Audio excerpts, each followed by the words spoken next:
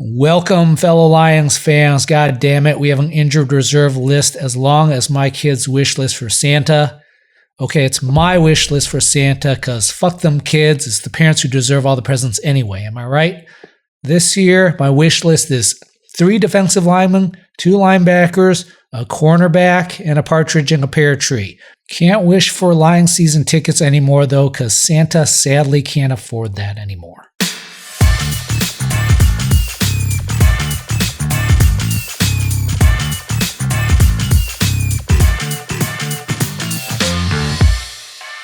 I'm Jimmy Liao, University of Michigan Medical School grad, board certified in family medicine, lifelong Lions fan, and proud member of Santa's Ring of Honor for most appearances on his naughty list.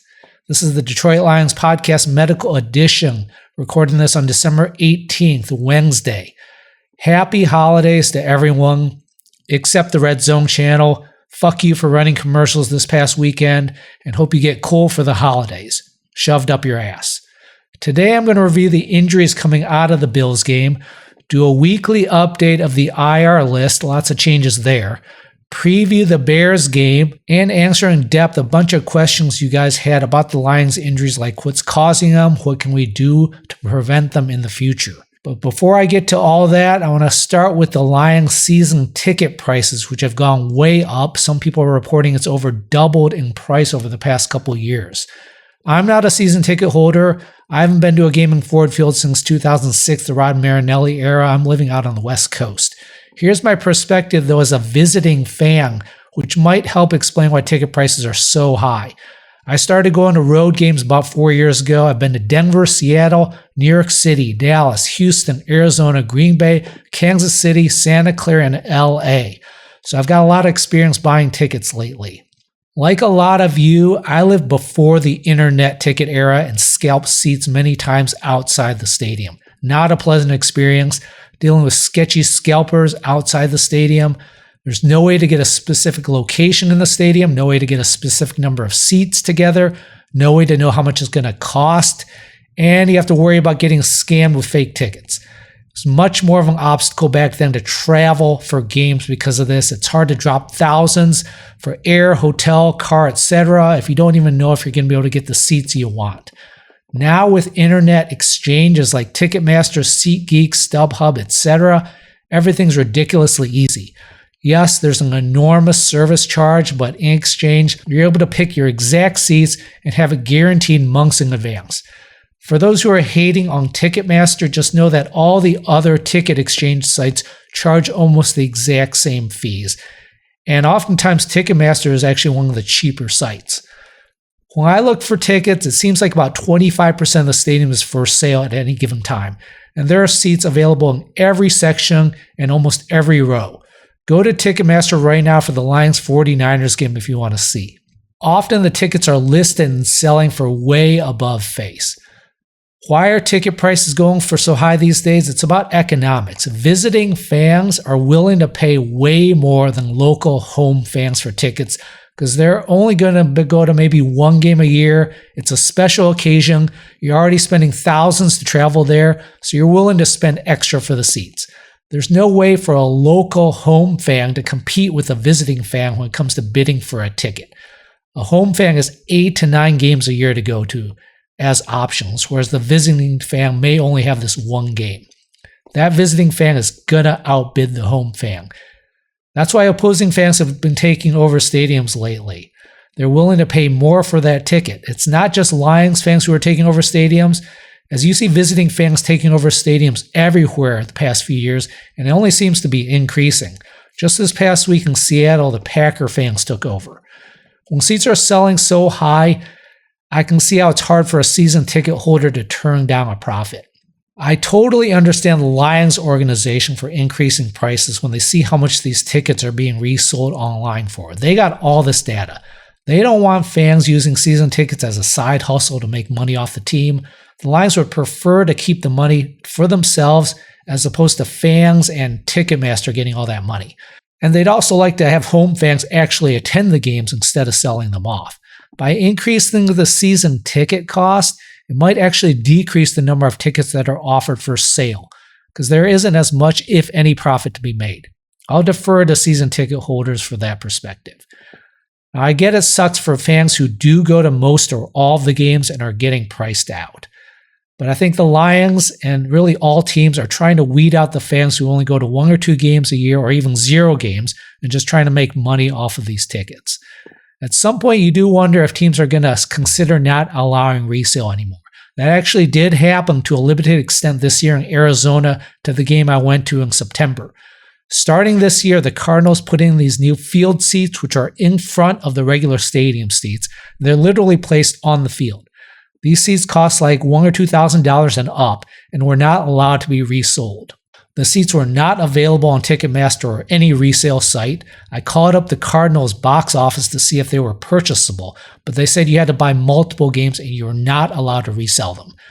They didn't want a whole bunch of opposing fans taking over those field seats, which absolutely would have happened for the economic reasons I mentioned earlier.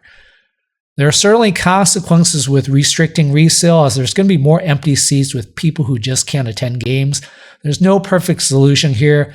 Lots of Lions fans like me don't live in Michigan anymore and like to travel to games, so it's nice to be able to easily get tickets to road games, even if it's become very expensive.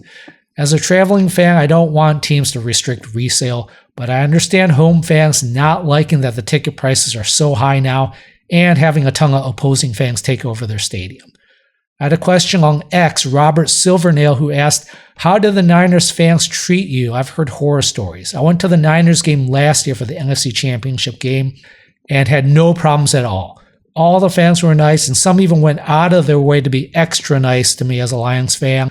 In fact, this is true for all 10 games I've been to over the past few years. I've had 0 issues at any of the games. Most of the times, fans are very, very nice. These days, road games are packed with opposing team fans, so I think a lot of people are just used to it. You definitely do not stand out anymore. And as long as you're not being an asshole, you're going to be totally fine at any of these games. Before I get to the game injuries coming from the Bills game, I want to talk about the onside kick strategy briefly, because I love thinking about game strategy in football. As far as the onside kick with 11 minutes left, I would have preferred that they kick it off, because teams do get conservative and tight with play calling in the fourth quarter with a lead. That does make it easier to get a 3 and out, so I would have liked to see if the Bills would have gotten tight and maybe choked under the pressure. As far as the way they kick the onside kick, I don't like it. I don't like the traditional way of kicking it, which is to kick it really hard and hope for a big bounce. That would have worked back in the old rules days when you were allowed to get a running start to blast the receiver, but now that running start is outlawed, which means that high bounce hardly ever works. It gives the receiver a free chance to catch the ball, and that's their best hands guy too. Even if he doesn't catch the ball, they can easily just knock it and swat it out of bounds and get the ball that way. I prefer the slow, squibbly roller kick that sneaks up on the 10-yard mark, which leaves the receiving team in this no man's land of deciding whether to field it or not to field it. Also, you're kicking towards a lesser hands guy fielding it in that situation. That's how the Lions kicked their second onside kick of the game, and they got a mishandle and could have gotten the ball back. The bottom line with onside kicks is you need that first guy to mishandle it, so kick it slowly towards whoever is their worst fielder. Don't give it that big bounce to their best hands guy. As far as the outcome of that first onside kick where they returned it to the 5-yard line, that was actually beneficial to us that they returned it deep, because the best case scenario after not recovering the onside kick was they had 3 plays and out. 3 plays and a field goal would have been just fine. Converting first downs for them would have run out the clock, and that would have been the worst case scenario for us. But unfortunately, our defense could not stop them from getting a touchdown, so that was all moot. Now let's get to the god-awful injuries that came out of the Bills game. First, starting with positive news, Taylor Decker returned after missing 2 games, so our O-line is intact.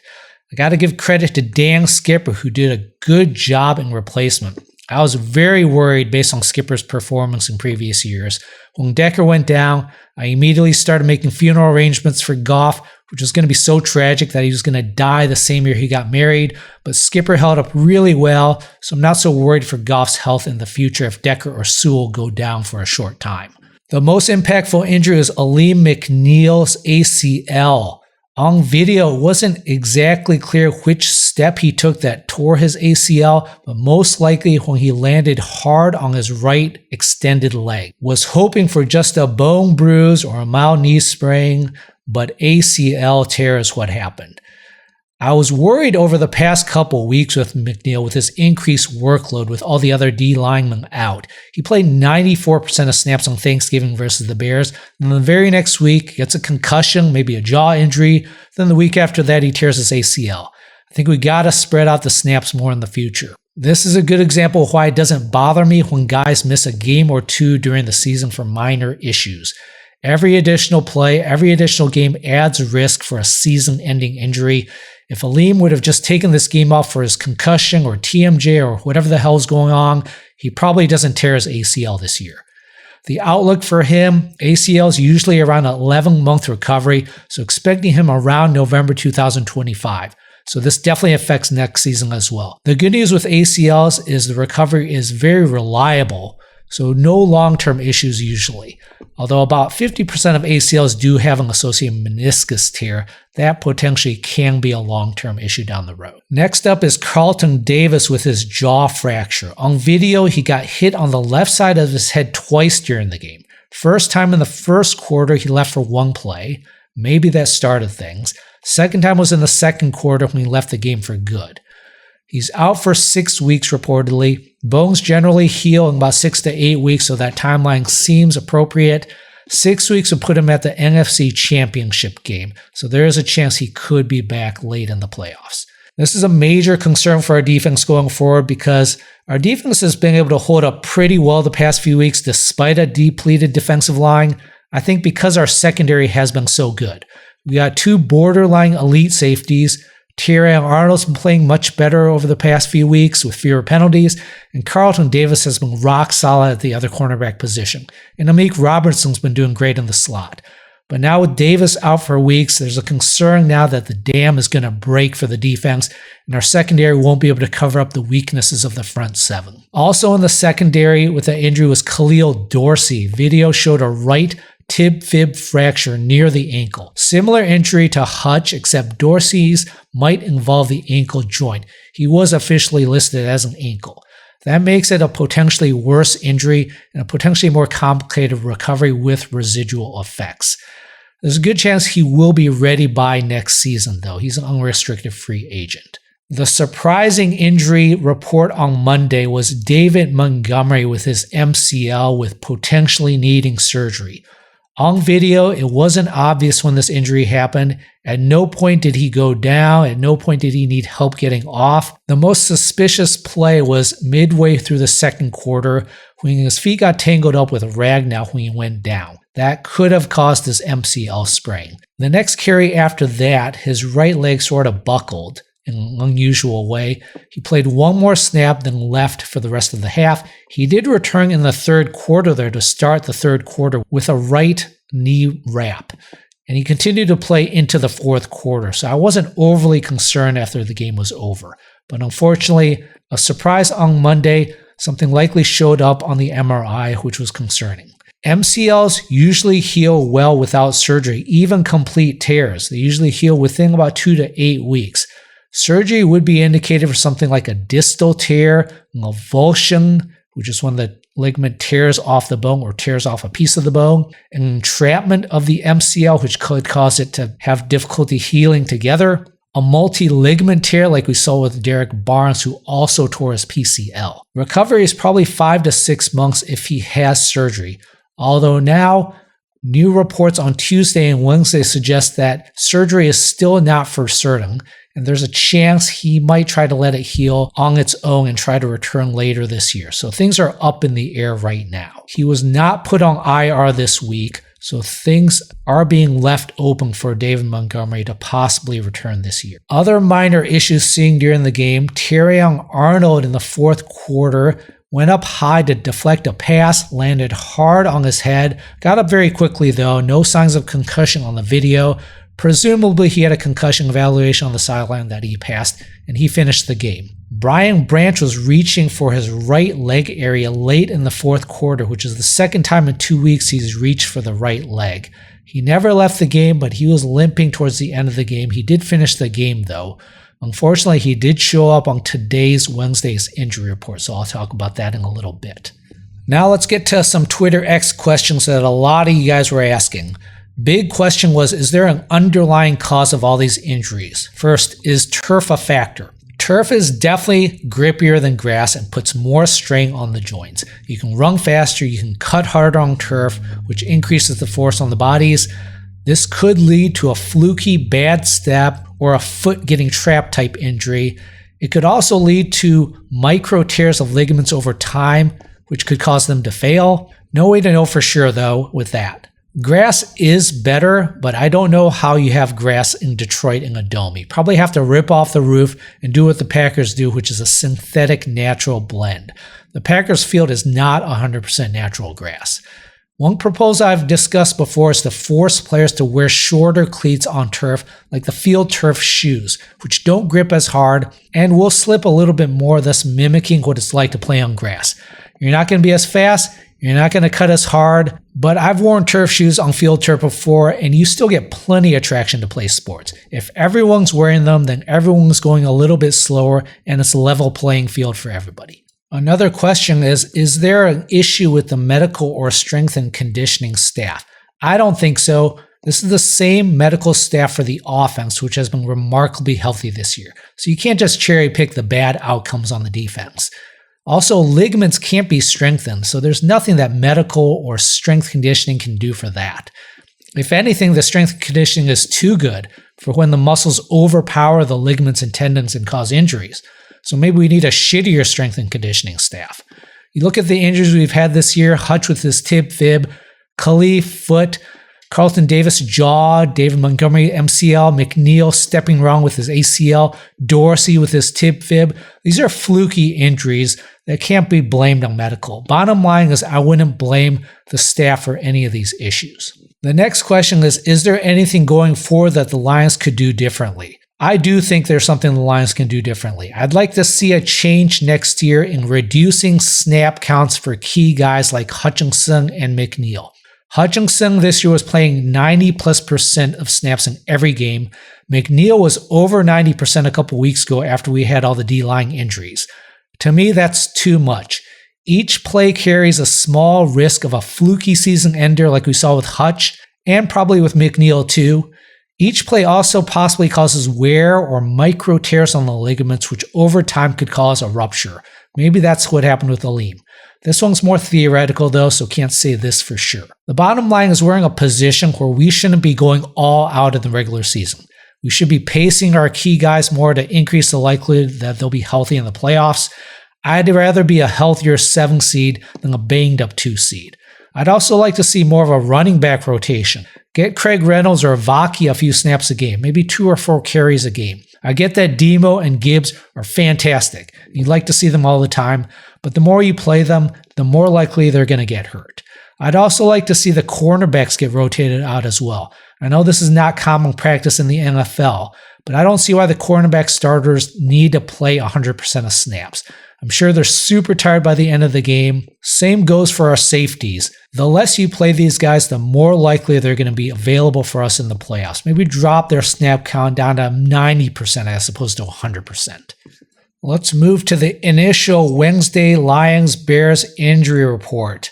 David Montgomery, knee, MP as expected, MCL sprain, possibly getting surgery. We'll have to see if we get any updates this week.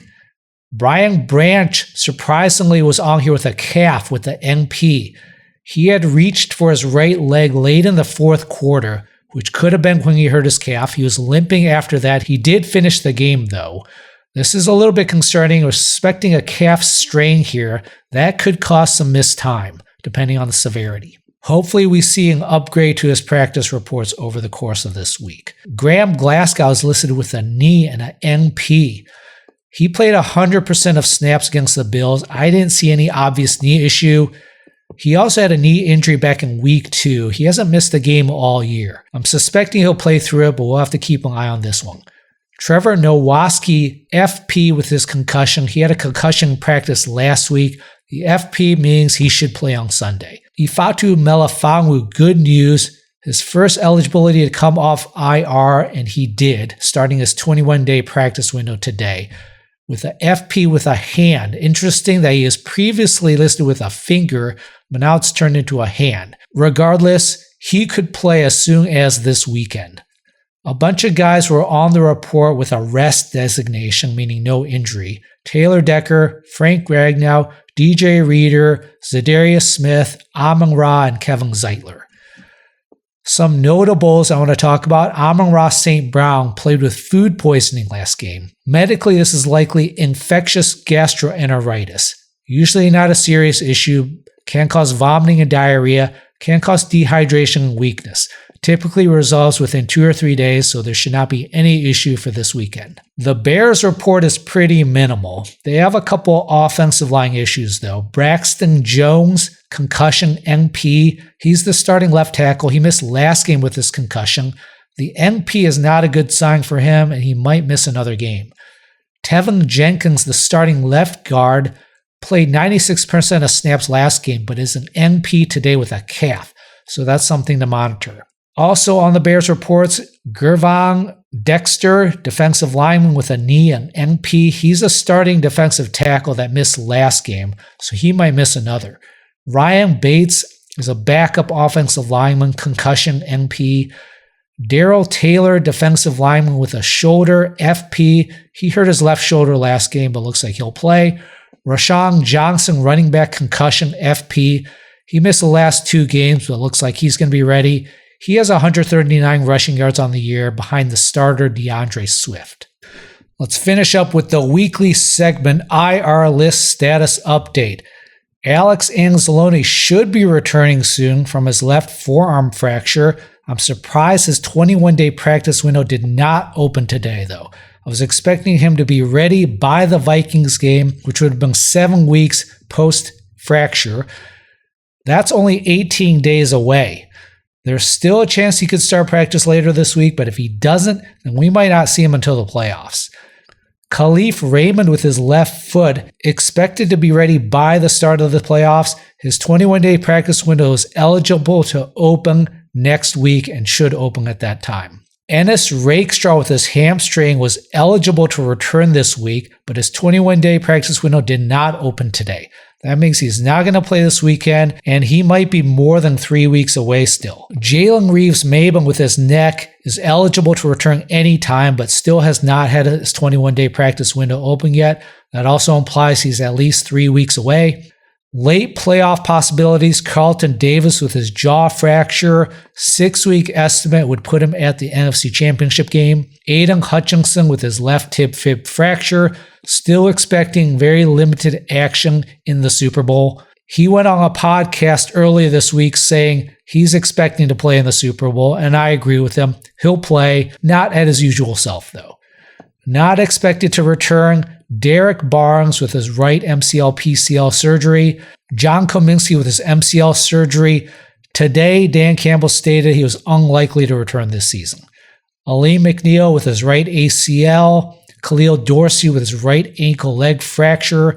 Malcolm Rodriguez with his right ACL. Marcus Davenport left elbow. Kyle Pecco left pec. And Makai Wingo right knee. Let's do an updated count of the IR returns. Lions have used 4 of their 10 returns, with Broderick Martin, Emmanuel Mosley, and Ifeatu Melifonwu twice now. There are 6 potential candidates left to return: Anzalone, Raymond, Rakestraw, Reeves-Maybin, Carlton Davis, and Hutch. So it's unlikely the Lions are going to run out of return slots unless more players go on IR. Demo's status is up in the air. If he could return in a few weeks, the Lions may decide to just carry him on the active roster and just make him a game day inactive instead of using up an IR return slot. I had a question on X, why is there even a limit on IR returns? It's so that teams can't strategically stash hundreds of dudes on IR, which would basically expand the rosters to unlimited. You'd end up with teams churning through dozens of guys at the back end of the roster, and it's not fair to put players on IR if they could catch on with another team. Remember, a while ago, they couldn't bring back any players from IR. So the relaxed IR return rules, along with the increased practice squads over the past few years, means that the 53-man roster has indirectly expanded lately. All right, that's it for today. Thanks for listening. Thanks for following me on X, Twitter, at Jimmy Liao, MD. Last name is Liao. I won't talk to you guys till after Christmas, so enjoy the Bears game this Sunday and enjoy the holidays.